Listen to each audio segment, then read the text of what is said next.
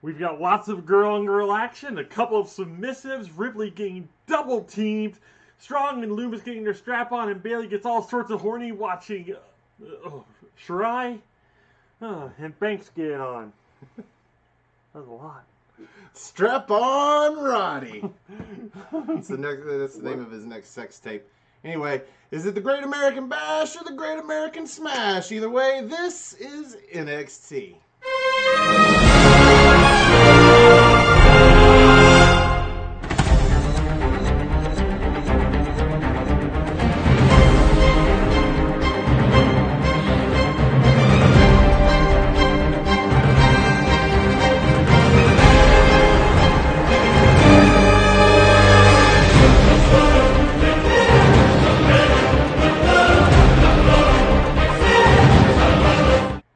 Welcome everybody to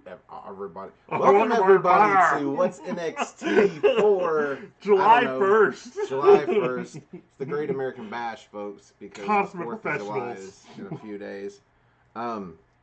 This is night one of 2 nights, 2 weeks worth of the Great American Bash. We will get night 2 next week when we have title versus title, winner take all. Meantime, we are going to determine a number 1 contender for the Women's Championship. We are going to finally figure out, who's better, Roderick Strong or Dexter Loomis. We are going to, We're finding a bunch of stuff. Yeah. Meanwhile, I'm your host, the Rated R reviewer, Stefan Osborne, joined as always by the General, Jerry Slaughter. Good morning, wrestling fans. I almost forgot the intro. So, completely, yes. How the hell did that happen? For the first time in this show's history, I know, we are joined by the Cleaver Colin Andrew. Only the second time we've ever had a guest on this show. Complete with his shirt. So our second guest ever on What's NXT. How's it going, Colin? Man, it's going good. I'm a little tired, but it is what it is. I mean, it's 9 in the morning. It happens. Mm-hmm. But Yeah, we're good. I'm excited to be here. It's been a minute since NXT UK's kind of, shut down for now. We haven't been able to do this in normal format, so it's cool to be back on this show. So. And we got Nate Spain in the chat room, so what up, Nate? Hey, what's up, Nate? When are we going to get you on the big screen, man? He said he's bashful. Yeah, man. He's bashful. He's bashful. So many of our fans are bashful. That's Wear cool. a mask. We It's will fine. do the... yeah, there you go. It's all the rage now. Everybody wears them. So, this is a pretty stacked show. And the women's match, it's a fatal 4-way, but it's elimination. That added an extra layer to it. I like that. 3 pinfalls. Well, what I liked was the extra layer of William Regal basically barring anybody from ringside. He said no interference. Mm-hmm. So when Dakota Kai came out, she came out without Raquel Gonzalez. But this is Dakota Kai, Tegan Nox, Mia Yim, and Candice LeRae, who was the first one eliminated, surprisingly to me. That surprised the fuck out of me. Colin, what did you think about the opening match?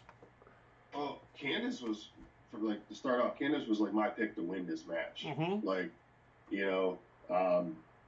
Just because it didn't make sense for a face to win this match, just because Io Shirai is basically clearly a face now. So I really was surprised by that, but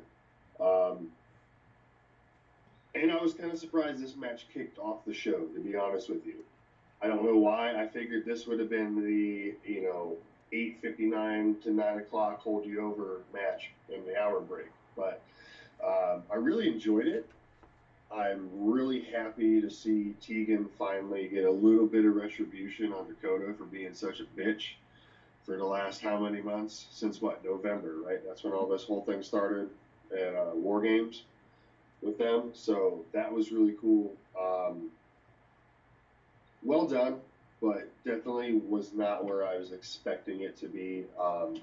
And honestly, after Candice LeRae got eliminated, I was like, all right, well, Mia's definitely going to be next because I don't see her going for the title just yet.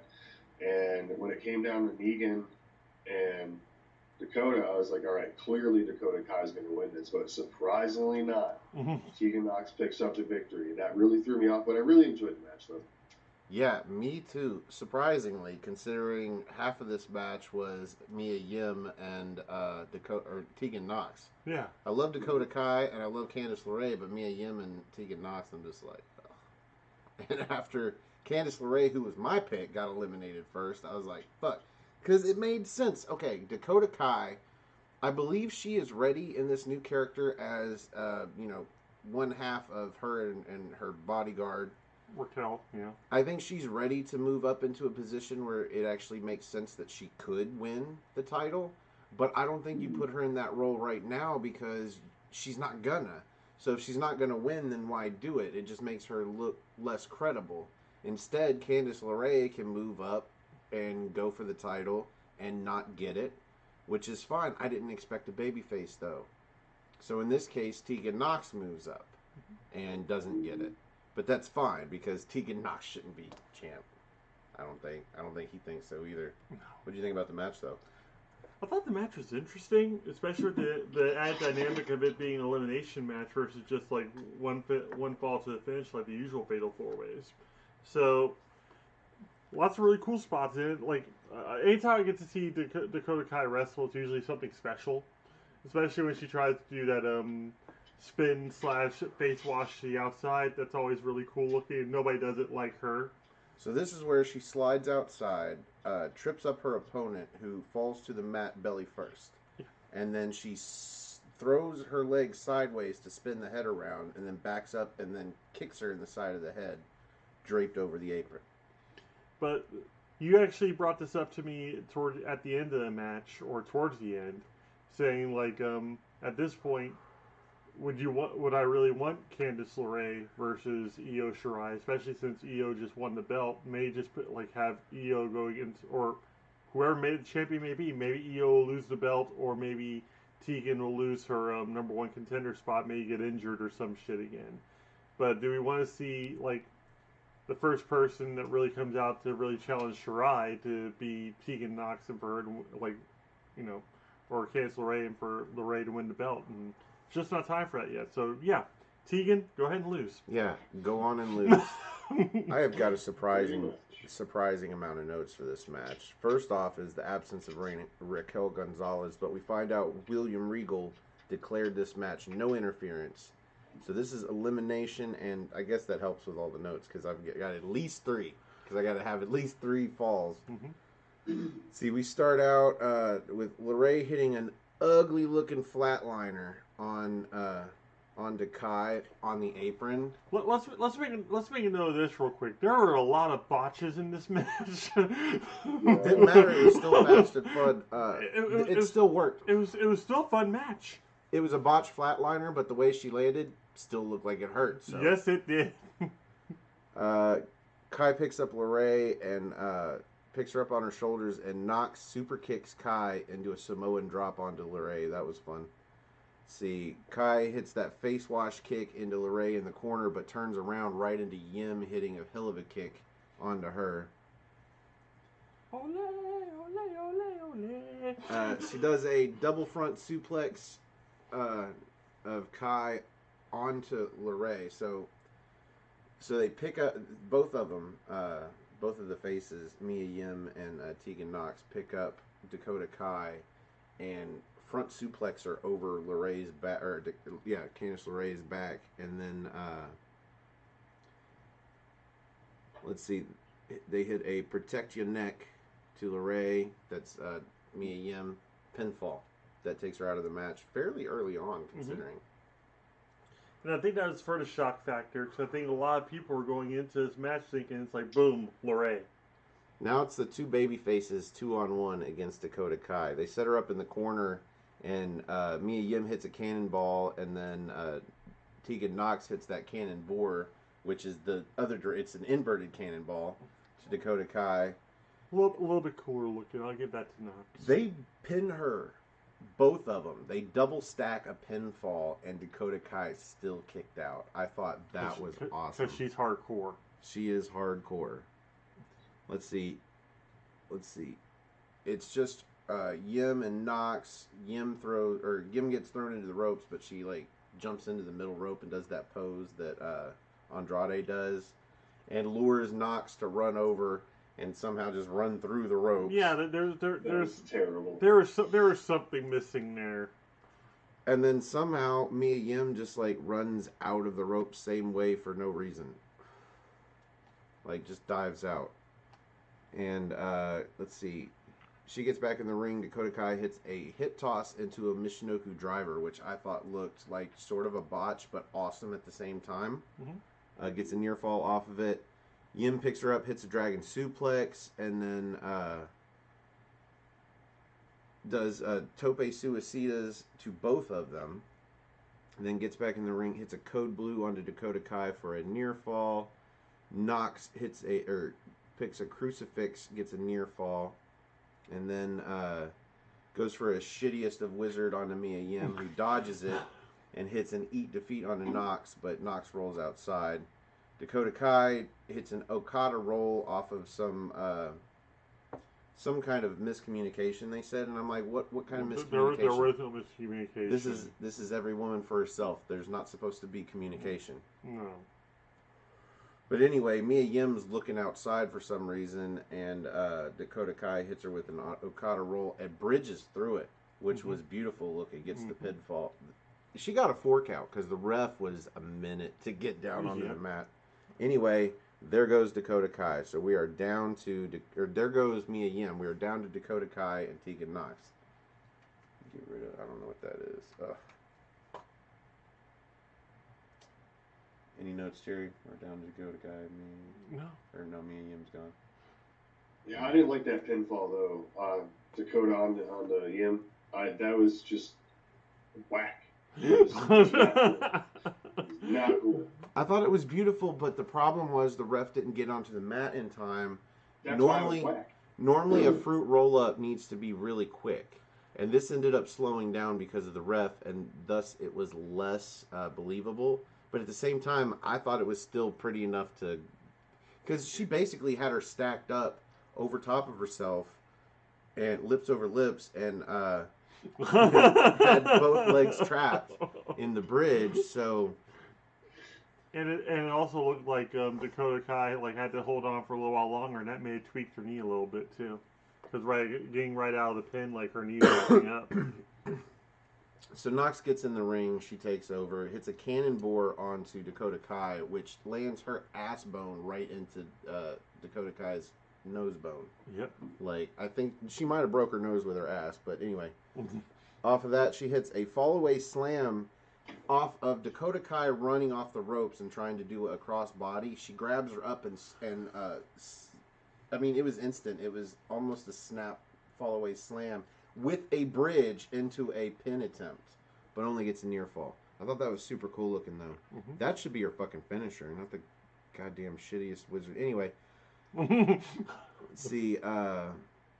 She goes up top, but Dakota Kai gets up and kicks her in the face with a big boot, and then pulls her down and hits the chiropractor, but only gets a near fall. She hits a really good version of the chiropractor. Yes. Normally, the person kind of pops up off of the double knees to the back.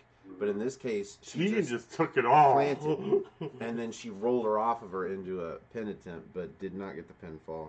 She goes for a GTK, but gets countered into a sit-out faceplant suplex.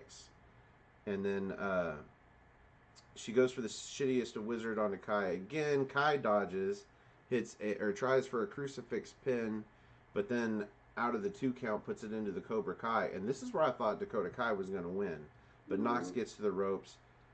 She rolls up Kai for the near fall, gets up top, hits a Molly go round out of nowhere, and then finally hits the shittiest of wizard. 1, 2, 3. Tegan Nox is your #1 contender for Io Shirai's NXT Women's Championship. And she looks about as surprised as everybody else does. Nate Spain said that chiropractor towards the end was a little rough. I think it was botched, the landing. I think the landing is normally supposed to pop up out of it, much like somebody would out of a double lung blower. But in this case, she just planted into it, but I think that made it look more devastating. Any final thoughts before we move on? This was the first half hour of the show. I was about to say they gave a lot of time to this match, and very well should have. Like there wasn't really a lot of slow points in it. No, not really. So we've got McKenzie backstage interviewing Damian Priest. He's addressing straight to the camera, but to Cameron Grimes. He says he's finally got his attention. You know, he slashed his tires, but he won't own up to it. He attacks him in the ring, but he won't man up to it. And he's going to regret getting his attention now. He's challenging Grimes one-on-one, no games, next week. He says the beating he gives him will live forever. So he wants another match with Cameron Grimes, and I'm just like, can either one of these guys move on? Meanwhile, Timothy Thatcher versus the guy with the one in his name. That's how we remember. He's the pisser. Oney Lorcan. Oni, whatever. Dude, this match put Jerry to sleep. Yes, it did. Tell us about what you do remember, Jerry. I remember being excited for this match, but then I remembered I wasn't going to be excited for this match. Like, completely slowed down the pace of the night right after that, like, Fatal 4-Way Women's match. And there's usually I'm all about the catch as can, you know, wear down holds and stuff like that, but this match just was not doing it for me. Tim Thatcher reminds me of, like, that old gym coach that you just fucking hated. And, like, Oney Lorcan, he's about as bland as you can really get. So, this match wasn't really helping at all. There was a couple of moments where, like, there was one off of an arm hold attempt or something where Tim Thatcher rolled backwards and rolled Oney Lorcan into a pin attempt. That was something different that I had never seen before. Wasn't worth writing down, but I do remember it.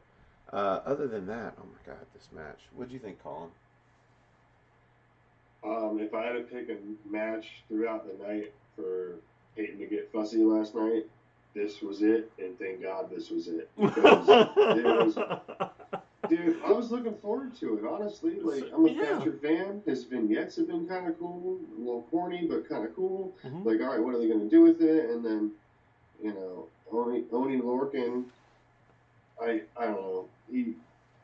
If he's not with Danny Burch, I don't give a shit, because I kind of do like Danny Burch a little bit. Mm-hmm. But what we need right now is Dunn to come back to challenge Thatcher. That's what we need. Right. Well, so Peter, get in a little boat and just keep paddling away. From what I gather, he's in the States. What we need is for New York. Oney Lorcan and Danny Burch not to be presented outside of the tag team. Yeah. Because they barely work as a tag team. I think it's just... I even think their tag team match versus Imperium was probably scrapped because they're just so fucking bland. Here's a problem. They want to use these guys like enhancement talent because they need to get Tim Thatcher over. But they've been around long enough that you can't just send them out there to get squashed by Tim Thatcher. Nope.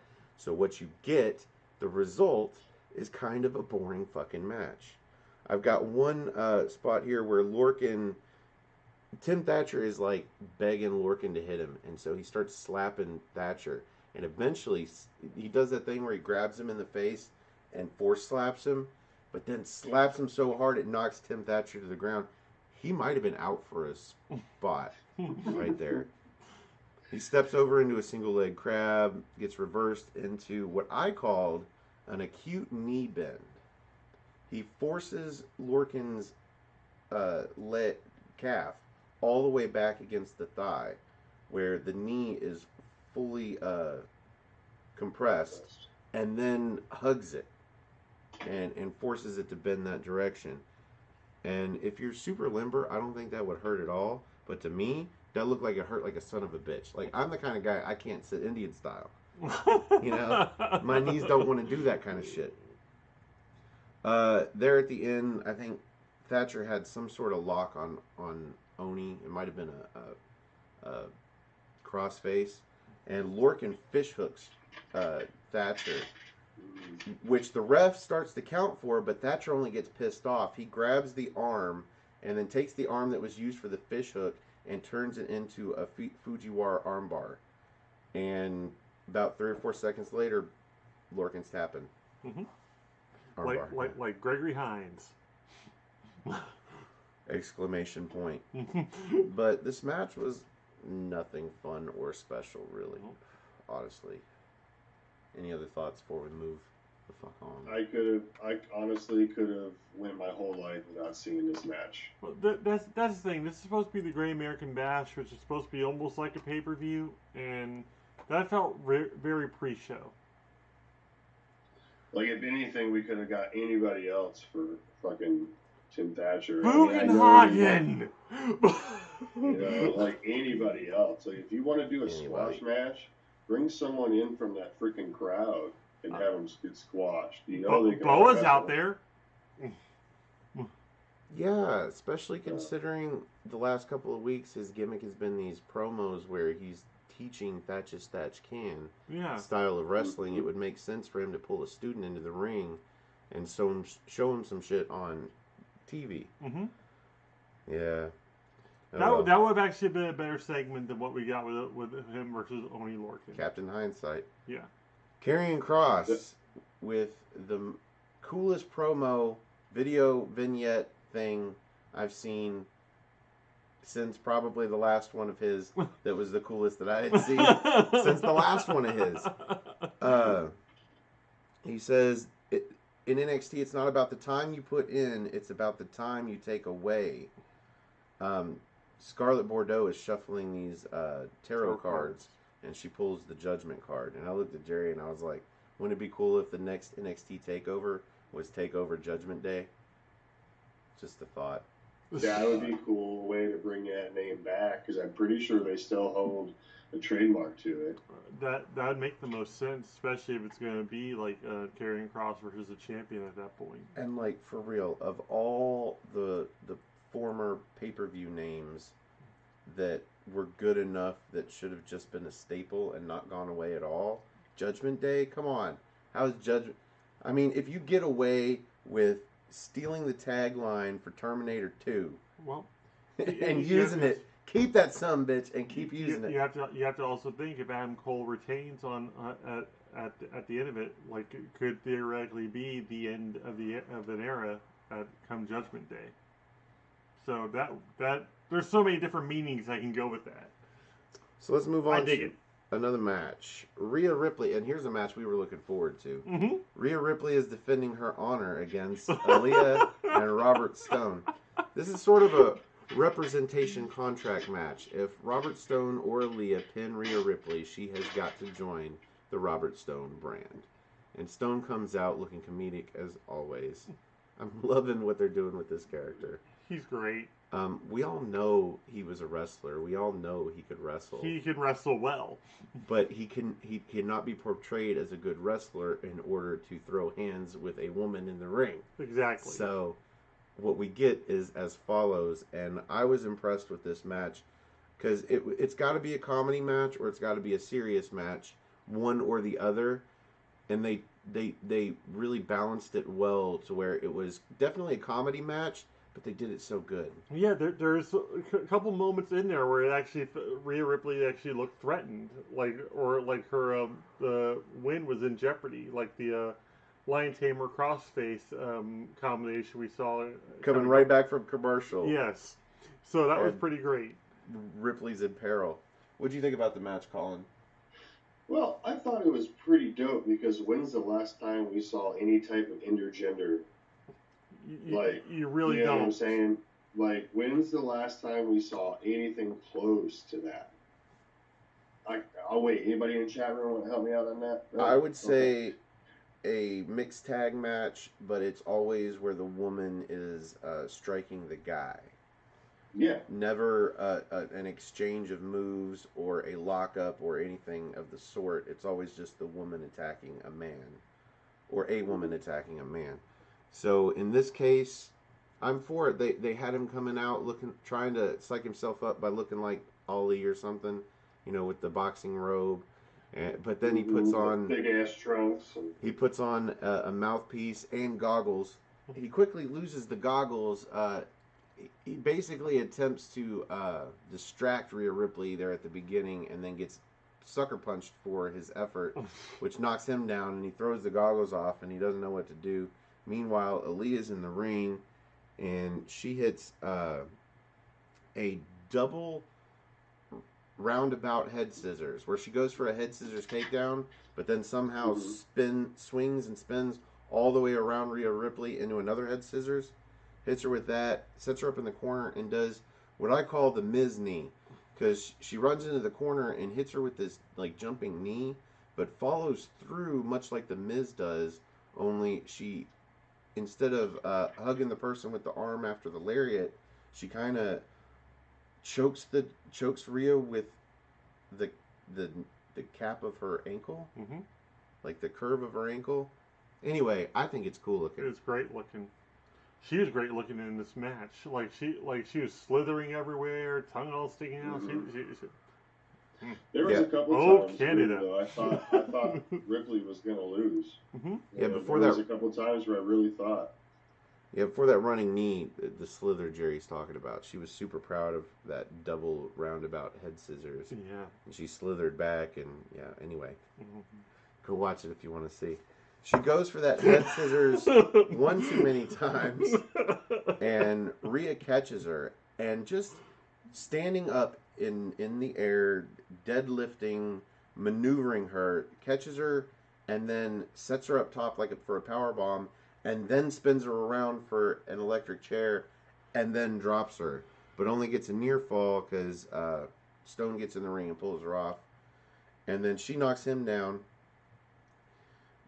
But then eventually they both get back on top somewhere during the commercials. We fast forwarded through the commercials, but we get back, and that's where we see the half Boston Crab, half crossface. No, he had her in the walls, dude. Minus the calf across the back of the neck. Like that was pretty much the walls of Jericho. So they pick her up and do a double vertical suplex, but this might have been their opportunity for a pinfall, maybe. I doubt it, but Aaliyah goes for the pinfall, and Robert Stone tries to steal the pinfall from her, and then realizes, oh yeah, it doesn't matter who gets it. My bad. They argue for a minute. They go for another double vertical suplex, and Rhea Ripley counters it and double vertical suplexes both of them. And then picks them up, and then at this point she's just toying with them. She ripcords Aaliyah, and out of the ripcord, Aaliyah's arm smacks Robert Stone in the face. Puts him back in the corner. And then he falls to his ass, and then she picks up Aaliyah with sort of a half chicken wing, but then front face plants her in face first into Robert Stone's. Yeah, right into her stones. And then she pulls them both into the middle of the ring on their bellies, sets up both the legs, and then goes through the legs, one arm onto each person, and does a double prism trap for both of them to tap out at the same time. And she has them both in the air. Yeah. Like, holy She's fuck. strong as shit. Holy fuck. Stereo tap outs. She gets 2 victories in 1, I guess. I don't know. Well, either way, Rhea Ripley wins. And thank God, because I think that would have held her back for a while if she was doing these comedy vignettes with Robert Stone. There's something else that kind of sat with me about this match that actually I want to address. It's the fact that they have all these sexual accusations from all these different wrestlers and all this other crap going on right now. And you can tell that they really trusted Robert Stone, to put him into this match. So kudos to you, man. You did a great job. I would say kudos to the booker and how they handled it. Yeah, whoever did it, whoever put the match together, they did an awesome job with this match. So let's move on to a video package for Roderick Strong versus Dexter Lumis 3, The Staring. The Staring. This video package started out really good. It had Roderick Strong kind of sitting there like he's talking to a shrink maybe, and he's talking about Dexter Lumis while this little it's not a coin, but it's shaped like a coin, is sort of spinning on a coaster maybe on a table. So there's interwoven shots. The filters are really cool, but then Roderick Strong just keeps saying staring. The staring. Dexter Lumis is staring. The staring. And I just bust out laughing. I had to pause it because I knew I had to take some notes, but I couldn't stop laughing for like a minute at just Roderick Strong keeps saying the staring. The staring. He's always staring at me, and I'm like, you're fucking Roderick Strong, dude. Anyway, this was okay, because the match is next, so it's, hyping up this match. I think they should have had this early on, maybe last week, I don't know. This was okay. Anyway, what do you think about it, Colin? Shout out to Noah Foster real quick. Hi, Noah.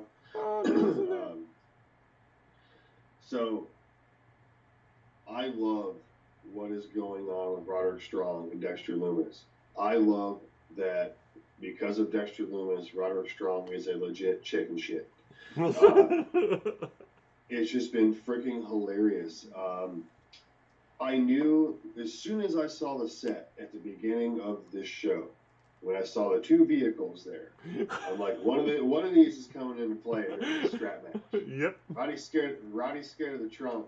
Dexter's gonna try to put him in the trunk again. And what did we see, folks? And as what's his face? Morrow was it Morrow? Yep. Or Todd Phillips? I can't remember. He's like, that's a Corvette trunk. That's smaller than the average trunk. So I actually kind of enjoyed this match because it's been a hot minute since we've seen a strap match, especially on NXT. Especially on NXT. It was the first one ever. Let alone a good strap match. Right? Like as soon as I saw Dexter Lumis turn around when he had that strap on his wrist and Roddy wasn't hooked up yet, I knew there was going to be a jump. And boom, we got a jump. It's your typical Undisputed Era member in a match because there's interference from, at least one. They can never just do something on their own. But I am super glad that Lumis picked up the win. I like what they're doing with his character. I mean, he was working with Dream, and now, we're not going to talk about Dream. That's kind of up in the air. We're just going to leave it as that. So obviously he's moving on to something else because he got involved again at TakeOver in Your House in the championship match. And I don't know where we go from here, but he's really growing on me. When Dexter Lumis first showed up, I was not a fan of this guy whatsoever, but now it works. So, great match, though. Here's my thoughts on this whole thing. I'm pretty sure, Kyle O'Reilly was probably supposed to be slated to be in this whole thing and be the chicken shit or the comedic act for the whole him versus Lumis thing. But since he's not there, this is actually giving Roderick Strong a time to actually shine and show what he can do, character-wise and whatnot in a match. Because usually he's just there as the enforcer. He's there as their marathon man. He's the pace setter and everything. But you never really get to see him do any kind of, we're going to say, acting or any kind of comedic stuff. So for him to be doing this is just great. And he sells everything so well. And Lumis, God, this is the whole new Sam Shaw character is just fantastic. It's completely psychotic. It's great. It's wonderful. The match is great. It did exactly what it needed to do. Finally put Lumis over Strong. So now there's really no telling what's going to happen from here, but that could actually be kind of laid to rest now. The whole Strong and Lumis feud. Yeah, nothing ends a feud quite like an extension strap match. Yes.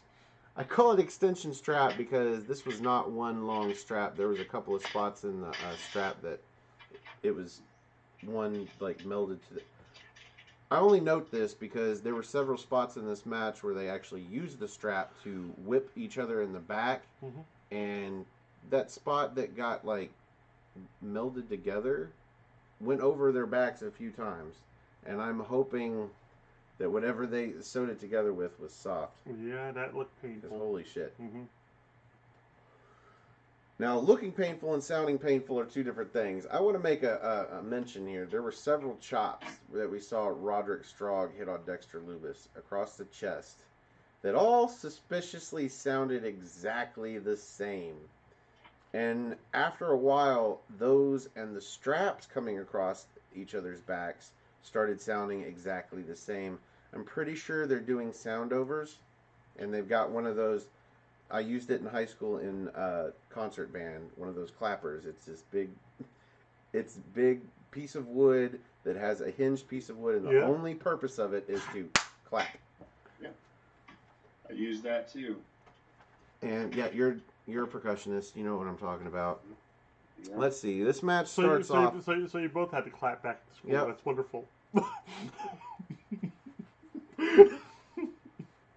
You know, this is what happens to people that get laid in high school, Jerry. So we start the match with Roderick Strong refusing to even put the strap on his wrist because the match won't start and it can't end without the strap being on both participants. I was starting to think maybe this match was going to end with Roderick Strong tapping out, but before he does, he pulls the strap off his wrist so it doesn't count. Mm-hmm. I thought that would be really that clever. would be a really clever ending. But it didn't happen that way. When he wouldn't put the strap on, the crowd starts cheering, "Strap on, Roddy." And I'm like, that's the name of his next... That's where the joke came from. His next... Sex tape. Sex tape. Yeah. That's going to be him Marina's super release. So... Oh, he probably got mad lead after that match. Roddy attacks Loomis pre-bell. But Loomis fights back and eventually puts him on the mat and forces the strap onto his wrist, which calls for the bell, and then pulls him up off of the mat using the strap into an uppercut, a Kane-style uppercut. And I was like, vicious. Whoa. This drops Roddy. He rolls outside. This was not a good spot to be. This part I liked. Loomis uses the strap to pull Roddy into the apron. Gut first. The hardest part of the ring. Don't you know? Twice. And then follows him outside. This is where they start to fight outside. Eventually they make their way up the ramp. Loomis throws Roderick Strong into the Tron. And then he sees the car. Because they've got a couple of American sports cars sitting out, one on either side of the ramp.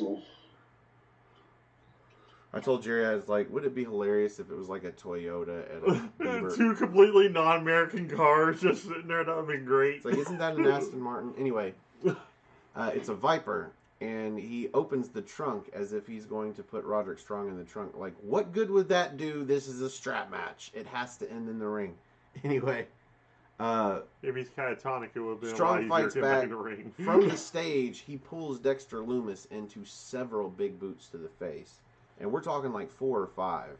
This gets Loomis up onto the stage. They fight down the ramp, and then I think Roderick Strong hits him with an Olympic slam onto the floor.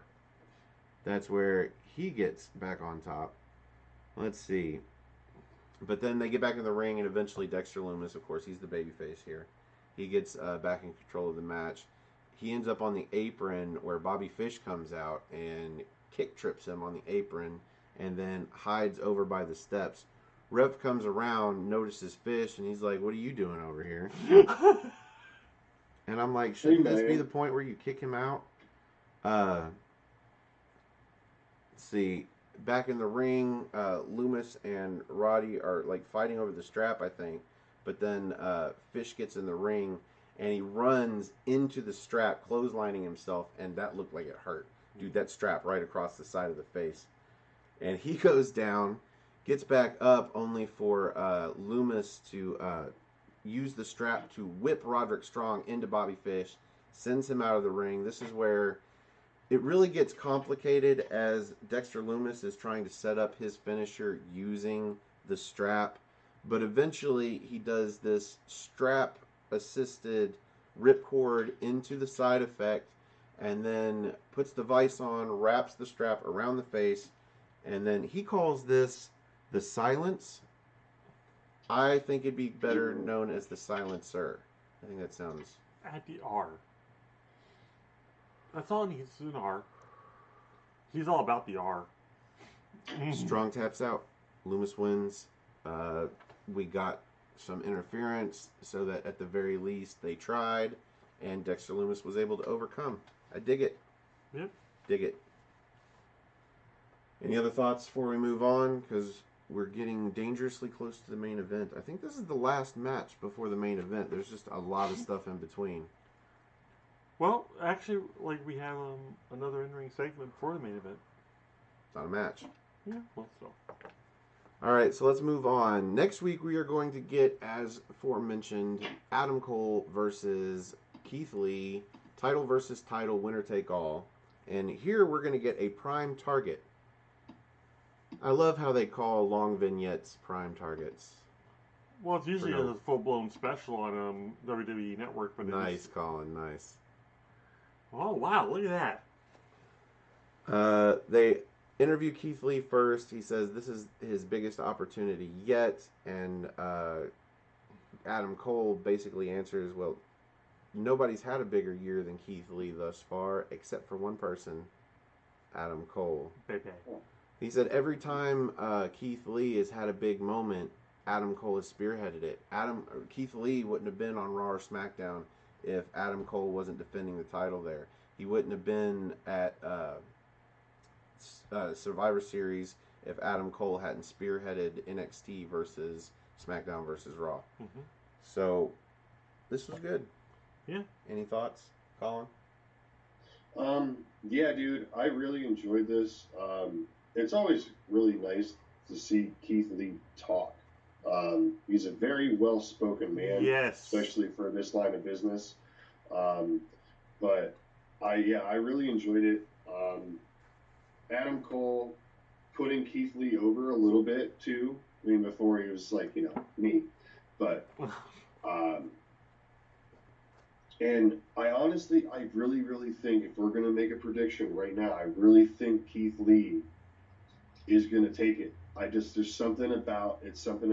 I feel that Keith Lee is going to be the one to take it. Who knows how long he'll hold on to both of them, but I feel at this point in his career,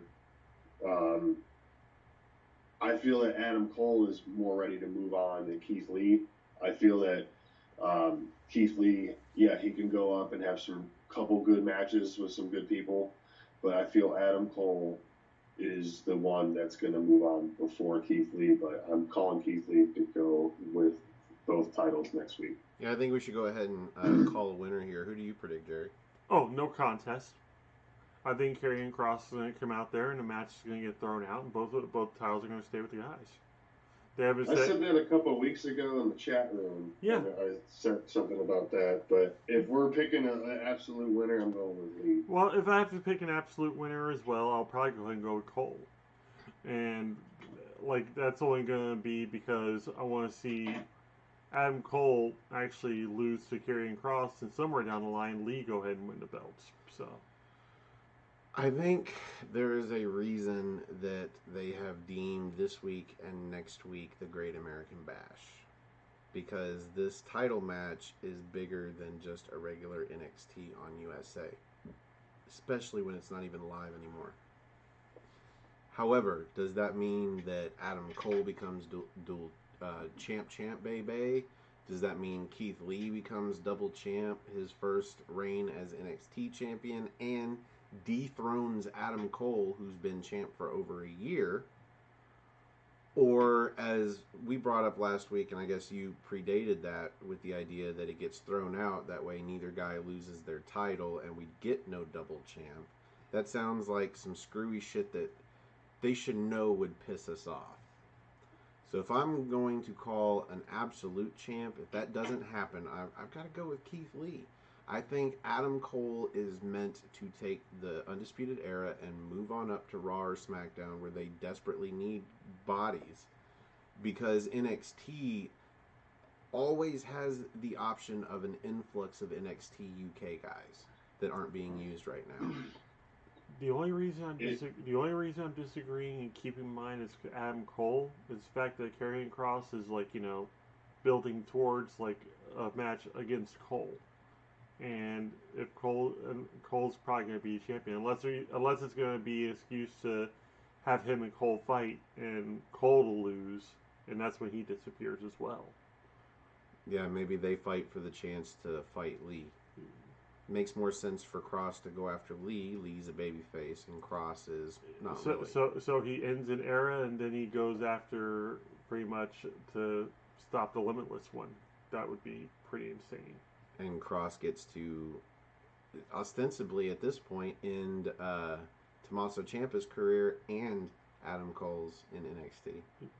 Wow. And then move on to Keith Lee. There's a decision that has to be made. Right now, I don't think they can fly anybody over here from the UK to fill space in NXT, but that will be available soon enough because the EU is already talking about banning anybody from the US from flying over there. Mm-hmm. I don't know if that means that they can't fly to the US, but I'm pretty sure that means once they do, they're stuck here until that ban is lifted. So, if WWE decides to fly anybody over, they have to make sure that they're putting long-term plans in place, because once they can start doing venues in the UK, in any of the three countries of the Isle, or three or four, something like that. Once they can start doing shows over there, they're going to want to, Mm-hmm. I would assume. Although they could do those shows over here, I think it makes more sense right now for them to bring in a bunch of people and put them in NXT, because NXT seems like it really needs it right now. During one of the women's matches, the commentators were talking about how deep the NXT women's division is and how big and like it's become the best women's division. And I'm like, is it really anymore though? I mean, Baszler's gone, and she was like 1/3 of the reason that NXT women's division was the best was because of fucking Baszler. The rest of it was just strong names throughout, and now it's just kind of strong names throughout. And Io Shirai, as much as we love her, she doesn't shine quite like Baszler did. She seems beatable on a weekly basis, let alone when she puts up the title. So I don't know. Oh, I just Nate Spain says he's picking Keith Lee. Yep. I'm the only one staying call right now. Oh, he said earlier he would be on the show as soon as we want him. Nate, if you want to be on, we'll have you on next week.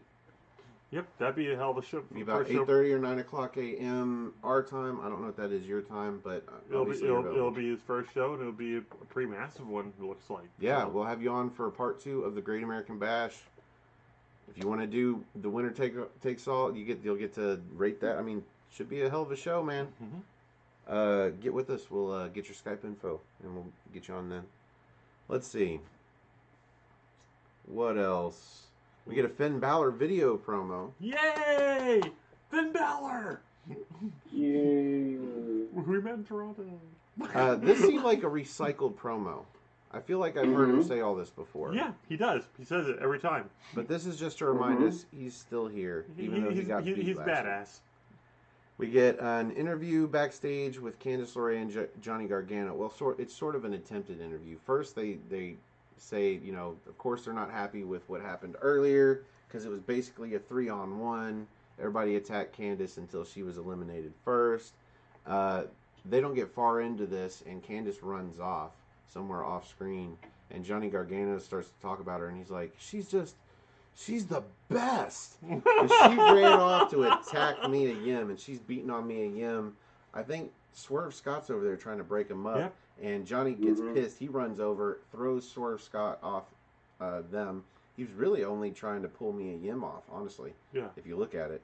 Anyway, they start a shoving match. So looks like I want to see this match. Looks like Gargano versus Swerve next week. I hope that could be a potential show stealer right there. Possibly.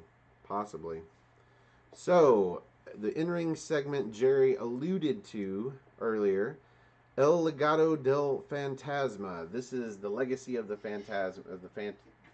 Legacy of the Phantom. So we have Santos Escobar, Raul Mendoza, and Joaquin Wilde. They come to the ring. Santos says some stuff like, he says Lucha Libre used to transcend the ring. It used to be this thing, this cultural thing, and America has reduced it to a sideshow. He says it's just guys in masks doing flips. And he says him and the Legado are going to restore Lucha's honor in their image, in his image. And he goes to say something else, but is interrupted by who? Drake Maverick. Who comes out with a neck brace on. Drake Maverick. He quickly takes the neck brace off and charges the ring like the idiot that he was 2 weeks ago when he suffered a Michinoku driver onto the floor. Like, it's supposed to be through a table. It wasn't. It was onto the floor. Anyway, he runs to the ring. He starts to get double teamed. And just as Phantasma, looks like he's going to do some, I would call it Seth Rollins shit. Where Rollins always had the J&J security hold the dude up with their head up, and then he'd like run at him and kick him in the face or some shit. Yeah. He's about to do some shit, but then Fabrizio comes out. Fandango, Tyler Breeze, they rush the ring. They start beating up Mendoza and Wild, and then this chases off them, and then Santos. You know, he calmly gets out of the ring. He's like, I'm done for right now. We're good. But Fandango gets on the microphone and he says, "Look, next week there will be no place to run and hide, bro." And that's all he says. Like, we don't get any more, bro. No more information. He's looking more and more Dane Cookish for by about the week. 5 or 6 minutes. He's gonna start those 2-5s. What do you think about this segment, Colin? I wasn't expecting Breezango to come down and make the save. Definitely not. I don't know. I was expecting Jake Atlas to come down like with a chair or something. You know. Yeah. But, that would have made more sense. But maybe that'll happen next week. And then boom, this is where Jake Atlas joins the boys, way up his chair, he's spinning off, and then turns around and cracks fucking Drake. That would be the perfect time for a heel turn. I maintain there is got to be, mathematically speaking, there has got to be a fourth member to this group. We call them the Cartel, Legado. Del Fantasma. Either one's cool because they're a cool faction. I like them. Yeah, love the look. Love the bravado. Bravado is one of those things. And they've got this cool fucking like statement that they're trying to make, and it's all legit. It all feels right. So,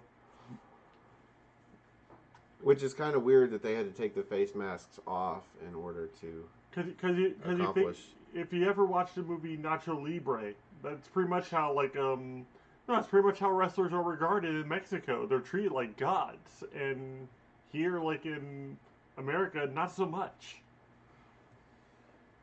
So, yeah, next week, Tyler Breeze, Fandango, and I'll go ahead and drop this knowledge now. The 6-man tag is going to happen. It's going to happen, and the Phantasma troupe actually has matching tights, so it's cool.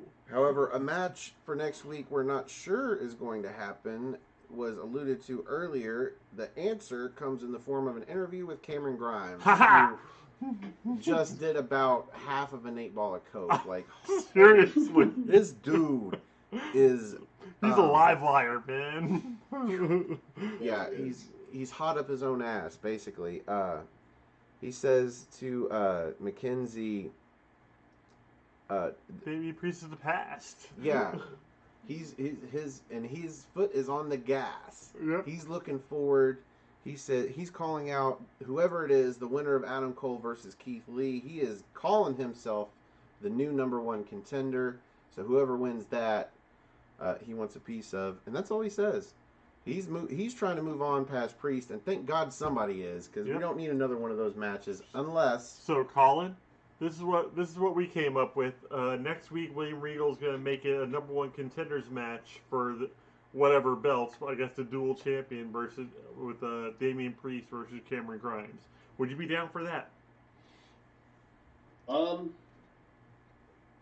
If you would have asked me this a few months ago, when Cameron Grimes first came in, and they were doing that breakout tournament, and he actually was on fire, and they did not give him this ridiculous gimmick, I'd have been all for that. Again, why would Damian Priest be in line to have a #1 contenders match when he just lost at TakeOver in Your House against Finn Balor? And then against Cameron Grimes. Yeah. Yeah, so I would not be cool with that. It is what it is. But no, I don't think either of those two, deserve a title match yet. If anything, they only deserve a North American Championship, but they have to get some fucking wins under their belt. So we've got some notes from Nate Spain. He says England, Scotland, Ireland, Wales. So yeah, four countries in the aisle. And about the offer for next week, sounds good to me. Same time zone, going straight to the top. So hopefully we can look forward to Nate Spain on the show next week, making his debut. Awesome. His debut. Cool. Right on. No doubt. Indeed. Indeed.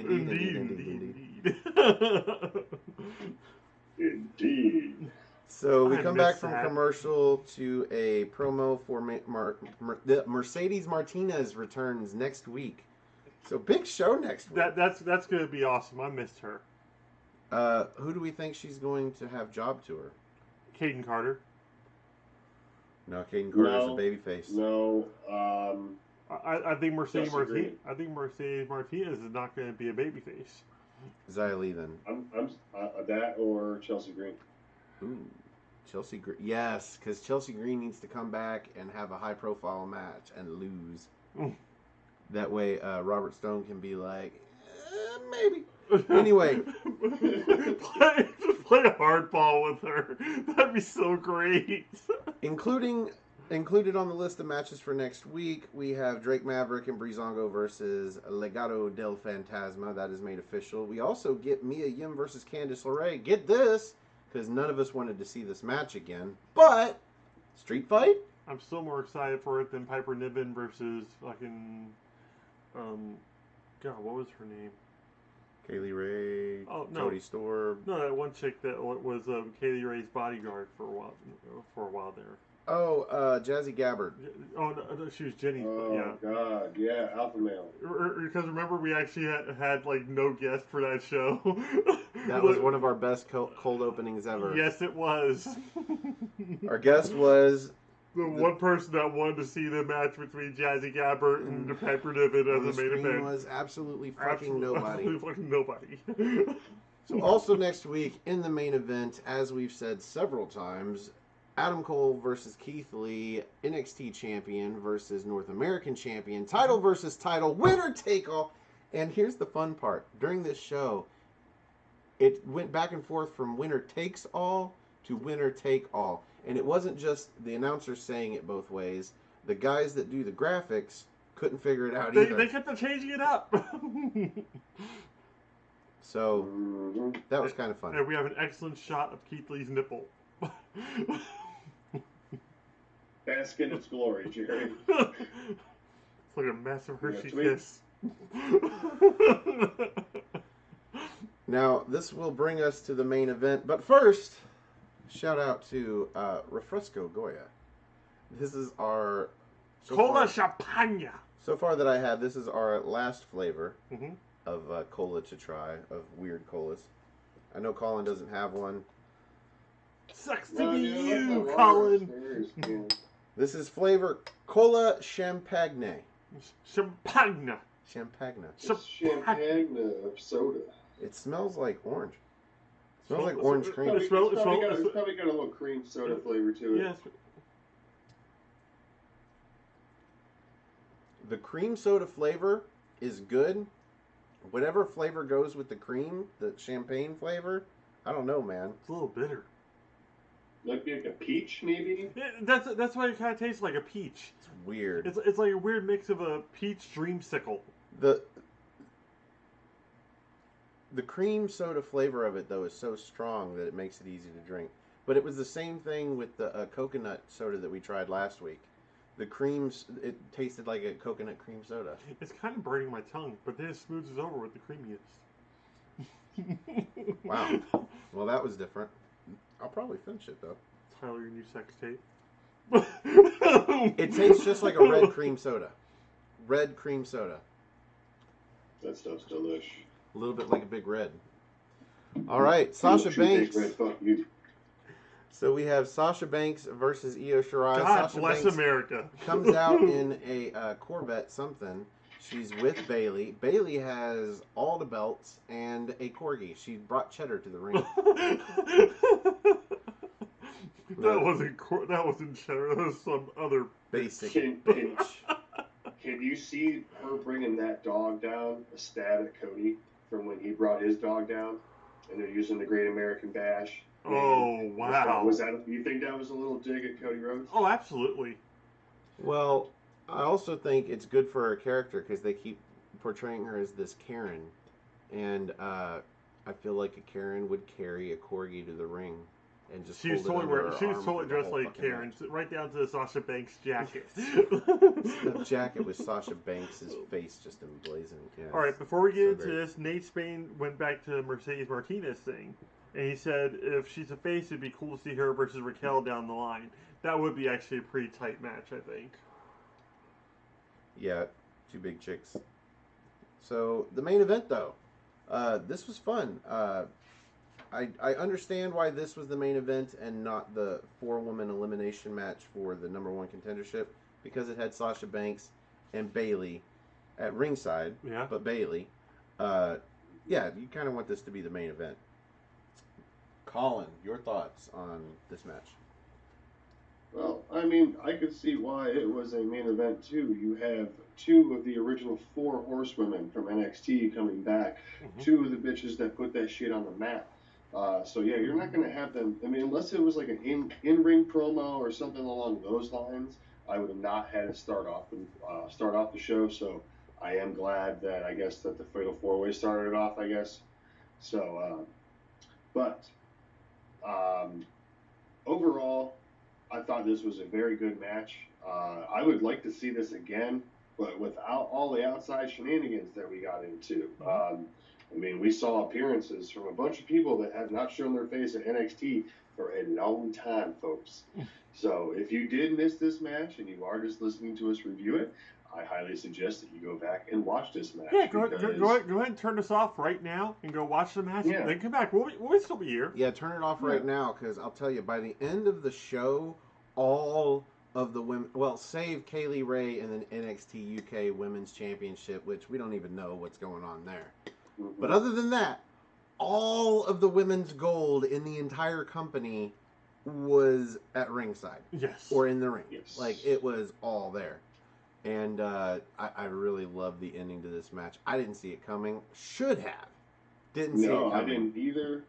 I love it because it sets up further for Extreme Rules. That's what I really liked about it. That it sets up a potential for what I consider almost a tag team dream match. What else did you love about this match, Jerry? Sasha Banks. Her outfit was awesome, and she was pulling off some really sick moves in this match. She hit a Meteora off the middle turnbuckle onto Io Shirai and doubled her over, under the armpits for the pin where she was sitting on her face. And Jerry's like, man, she could have pinned me for a 20 count. Like, come on, Jerry. That's my stick. I'm the pig around here. Be better, Jerry. Be better. But the diving, suicide dive powerbomb that she ends up pulling off was just really sick looking. So, what I noticed about this match was the high quality main event caliber of said match. Mm-hmm. So many times, and it's given being sort of the farm company. So many times we see women's matches, and it's these young cats, these Caden Carters and Casey Catanzaros, where the match is kind of a little slow paced. There's not a whole lot of interesting anything going on because they don't want to risk botching something stupendous and turning it into shit. This match was a couple of pros fucking working like pros and putting on a main event caliber match. Shirai hits a suicida onto Banks, but turns it into a cross body onto the outside that I just normally I wouldn't put down a fucking suicida, but this was just, she turned mid-air after going through the ropes. It was crazy. Let's see.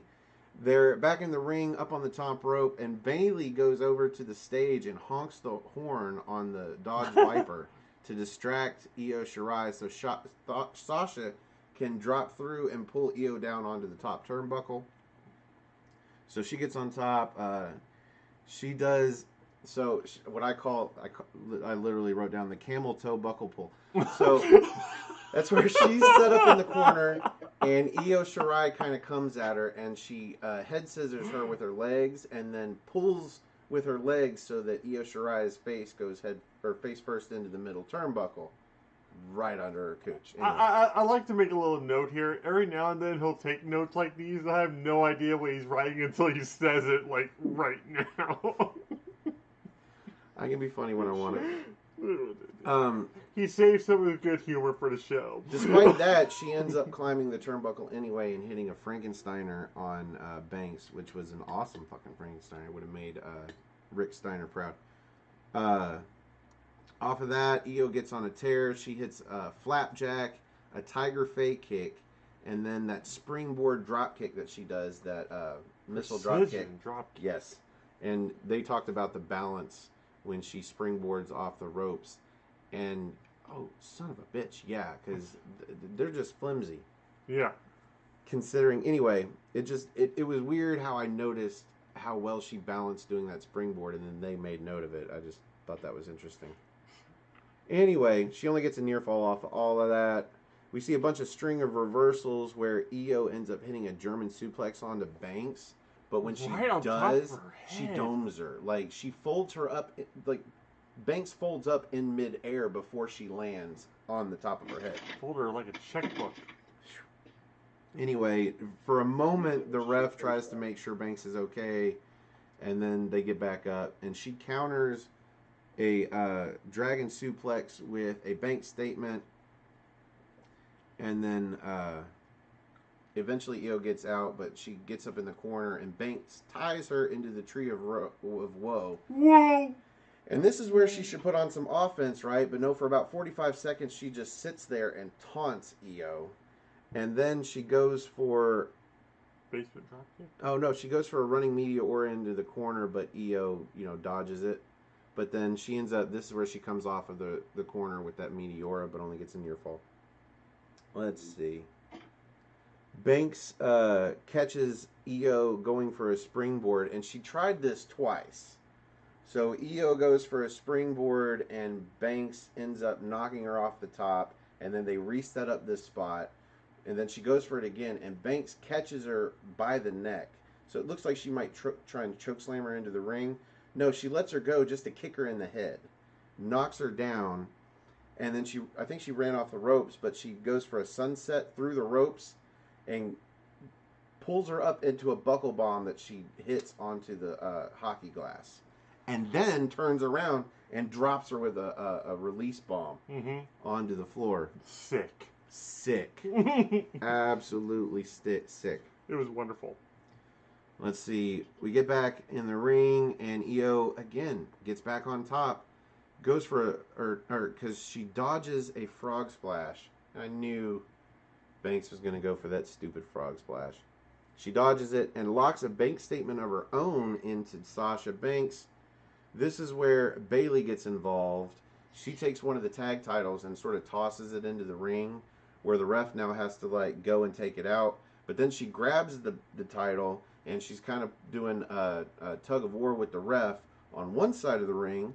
Meanwhile, on the other side of the ring, she left the other tag title for hopefully Sasha Banks to pick up and nail Io Shirai in the face with, presumably. Instead, somebody else is attached to the other end of that title. Who do you, Asuka? Asuka. And she pulls Sasha Banks into the ropes, sprays her with the mist in the face. This leads to a roll-up that actually, to her credit, Sasha Banks kicks out of the roll-up. But then Io hits a wrecking ball drop kick to Bayley, who was getting instigated by Asuka. So she catches out of nowhere. Knocks right to plexiglass. Right into the guardrail. And then Io goes up top, hits a moonsault onto Banks. They played this so well. Banks was on her stomach instead, so the ref didn't see the mist in the face. So she gets hit with the moonsault, gets rolled over, and as Io is pinning her, her thigh just drapes casually across Banks' face, and you cannot see any of the green for when the ref slips around and counts the 1, 2, 3. Wonderful. Brilliantly done. Yes. And to end the show, we had Sasha Banks and Bayley, who are the WWE Women's Tag Team Champions, and one of them is the SmackDown Women's Champion, leaving the ring, while inside the ring, we have the NXT Women's Champion, the Raw Women's Champion, and like I said, all the fucking gold is in the building. This was super cool. Yes. I'm looking forward to next week, but this was a great way to end part 1 of the Great American Bash, and that brings us to the end of the main event. Now let's rate this bitch. Here on What's NXT, we like to rate the main event using the General's 5-star rating system. Colin, guests get to go first. Out of 5 stars, where do you rate this women's match? Well, all right, we have the nostalgia act of Sasha Banks and Bayley coming back to NXT. We had the nostalgia and surprise act of Asuka coming back to NXT. We have the moment of all 4 main women's championships being there. Mm-hmm. Dude, the match was good. I love the ending of it. So I'm gonna go with 4 1/4. And I don't know. It could have been a lot better, to be honest with you, but I'm gonna stick with 4 1/4. I just feel that I feel if the match would have went like another 10 minutes, it would have definitely been a 4 3/4 5-star match in my opinion. Yeah, I was a little surprised that it was a 20-minute match instead of like 25 or 30 like the opening match was, but yeah. So I'm gonna go with 4 1/4 on this match. Definitely enjoyed it. Seeing this combo behind me is pretty dope. Mm-hmm. So the Sky Pirates. Yeah. Jerry. Sky Pirates in flight. Wait, that's not the Sky Pirates. That's Kairi Sane. She's the pirate. There were all 3 of them. Oh. Yeah, all 3 of them were the faction. There you go. When you rate this bitch, Jerry? You had to refer to it as bitch, didn't you? I'm actually going to go with Colin on this one. I actually thoroughly enjoyed this match, and also, even though it was an NXT pay-per-view or NXT program, it's got me really hyped up for Sasha versus Asuka for the Raw Women's title. So that's actually making it look more like the legit main event for Extreme Rules than any other match that they actually have. So just based on that, I get a 4 1/4, and short of me falling asleep during the Thatcher and Lorcan match, I thoroughly enjoyed the show. So I'm gonna give it an extra 1/4. That's how it was too. It was horrible. 4 1/2. Jerry, you falling asleep? He's like starting to. Yeah, I think so. 4 1/2. 4 1/2. So before I rate it, Nate Spain got to go with 4.25 out of 5. Thought the match was really good and really liked the finish. That Phantasma segment kind of forced them to go a little shorter than it should have been. That's a possibility. I think there was probably a few segments in the show that could have been shortened by a little bit to make this match a little bit. Lorcan? Oh my god. Thatcher. You know what? Honestly, I think that match was if they were going to give us that match, it was as short as it could possibly have been, really. I mean, they could have completely eliminated it too. This is true as well. We could have just gotten another Thatch Can segment, and that would have been better than that. Or like Colin said, just had one of the guys come out and just do a quick training session right in the middle of the ring, and that would have been it. But as far as the match goes, I thought it was a great match. You know me, great starts at 4. Mm-hmm. Throw in Asuka and the finish, easily 4 1/4. All of that female superstar power in the building at the same fucking time. It's just ridiculous. See about too. Plus the reuniting of Asuka with Io Shirai, because they've been right there.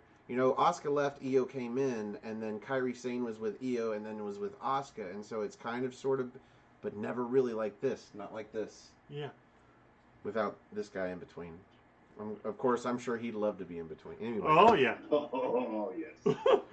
So I'm gonna go 4 1/4, and I'm gonna give it an extra 1/4 off the back of a great show, because I thought, again, other than Thatcher versus Oni Lorcan, this was a great show, and hopefully next week will be one as well. So I'm gonna end. I'm gonna agree with Jerry. 4.5. Mm-hmm.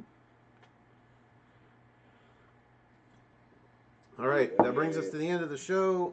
Nate, if you have any other questions you want us to hit before we get out of here, leave them in the chat room. Meanwhile, thank you for joining us, Colin. We'll see you next week, Nate. Where can these folks find you outside of our channel? You have a channel, right? You Go ahead, do tell stuff them. there, There it is. right? Yeah, there I it is. do. So you can find me on my YouTube channel, The Cleaver Colin Andrew.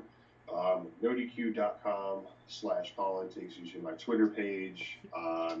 I'm no longer going to plug my Instagram page because I'm getting too many fucking weirdos and not doing it. So my shit is private. If you're already in there, congratulations. If not, suck a dick. I'm getting way too many spam things from people and shit like that. So adios amigos, and also don't add me on Facebook either. Unless you really work with us, maybe down the line, but don't be that guy. Yeah. But yeah, besides that, Aftermatch Wrestling on Instagram, I'll plug that one because I'm not getting weirdos on that one for some reason.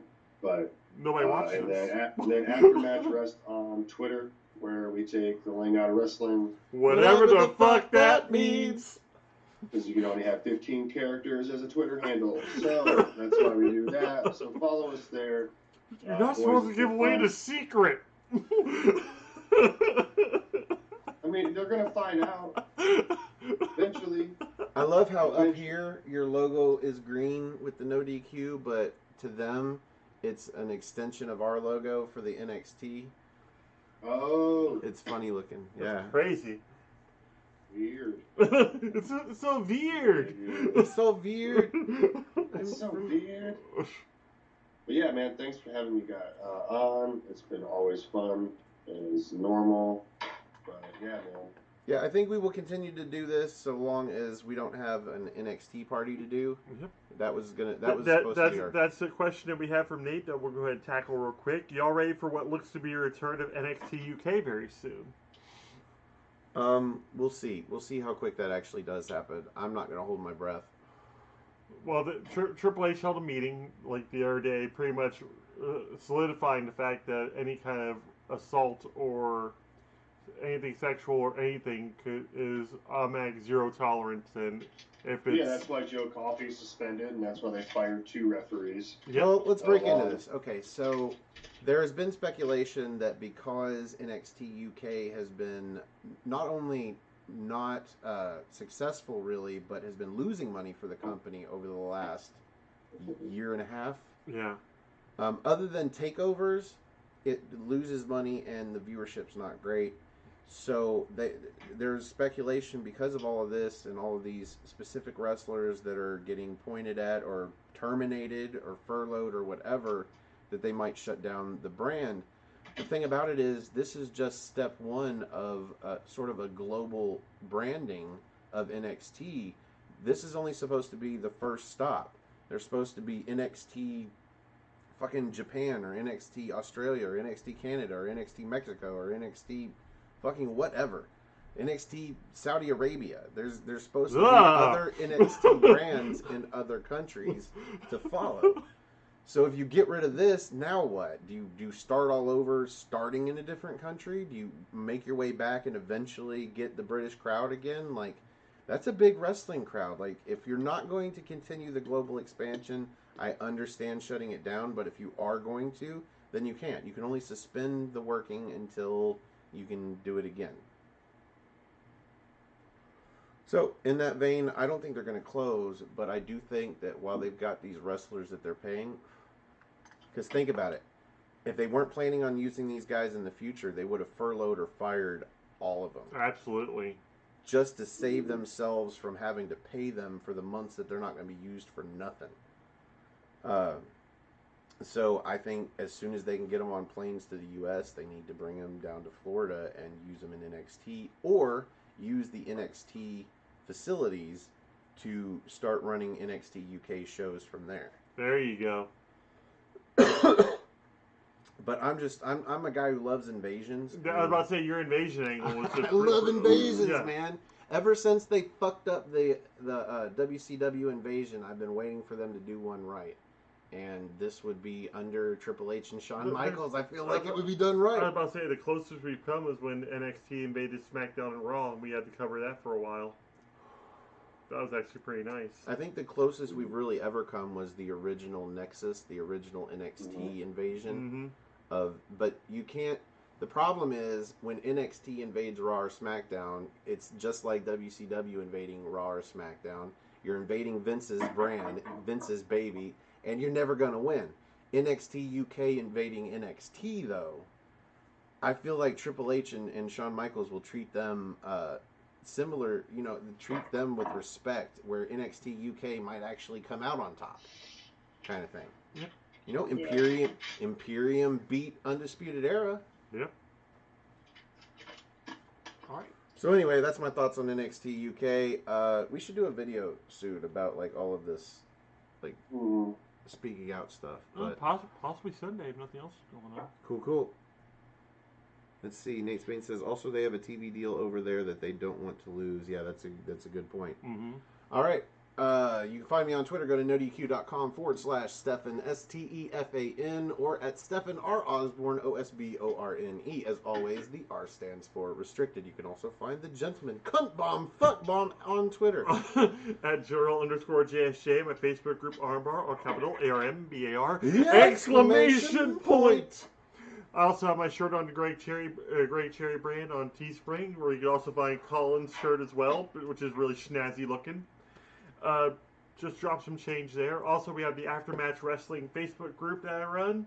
Don't try to add Stephen or I on Facebook. Yeah, let's slow it down. Jerry doesn't do well at this pace. I know. It's a standing rule. Don't add any of us on Facebook. Facebook is one of those where it's like it gets ridiculous. Spoilers.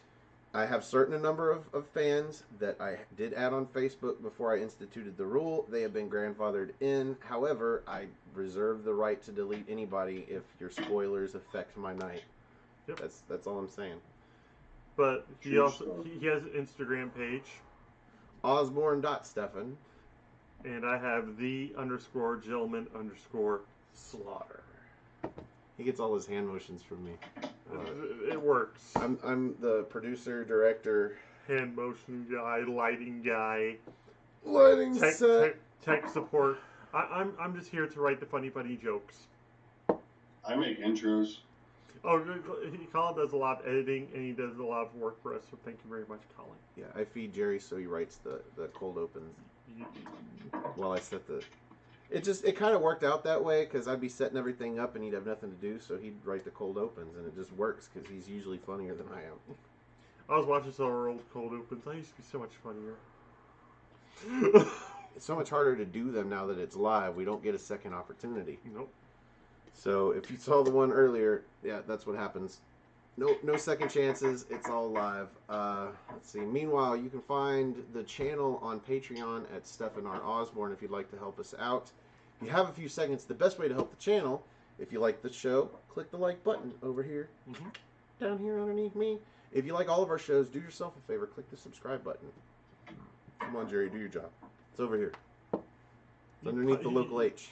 Liberty Dime, whatever that is, with the cat. Yep, cat. In cats we trust. So, yeah, that'll let you know all of our shows. And if you want to catch us live, or if you are subscribed but somehow you're still missing our shows, click that bell icon. That'll tell your phone to tell you when our shows go live, and you can catch them at your nearest convenience. And if you want to help our show grow, best thing you can do, share us. Click the share button over here somewhere. Yeah, no. Share us with your friends.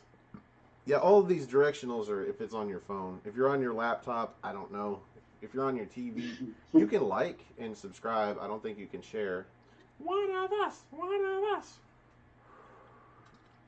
But share us on Facebook or Twitter or Instagram or wherever. You can copy the URL and share us just about anywhere. You have friends that like to watch wrestling. Maybe they'll like to watch us bullshit about NXT. Bathroom stalls. Yeah, use a marker, whatever. Yeah, seriously. Memorize it. Use a marker. I think that's all the plugs. Yep. For the Cleaver, Colin Andrew. For the General, Jerry Slaughter. I'm the Wizard, Stefan Osborne. Thank you for joining us, and we will see you NXT time. Cheerio. Yay! 9-9.